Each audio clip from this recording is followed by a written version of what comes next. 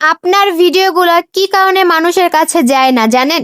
আপনার ভিডিওতে যদি ওয়াচ টাইম কম থাকে। ওয়াচ টাইম কি? ওয়াচ টাইম হচ্ছে আপনার ভিডিওটা কেউ 1-2 সেকেন্ড দেখে উপরে ধাক্কা দিল, পুরো ভিডিওটা দেখলো না, তাহলে ফেসবুক মনে করে আপনার ভিডিওতে এমন কোনো কিছু কথা নাই বা ভ্যালু নাই যেটা অডিয়েন্স দেখবে, অডিয়েন্সের ভালো লাগবে। যখন ফেসবুক আপনার ভিডিওতে কোনো ভ্যালু খুঁজে পাবে না, ওয়াচ টাইম খুঁজে পাবে না, তখন কিন্তু ফেসবুক আপনার রিচ এঙ্গেজমেন্ট দুটোই ডাউন করে দিবে।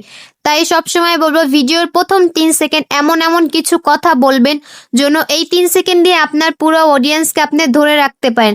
সবসময় 3 সেকেন্ড খুব ভালো ভালো কথা বলবেন যেন অডিয়েন্স পুরো ভিডিওটা আপনার দেখে মনোযোগ দিয়ে।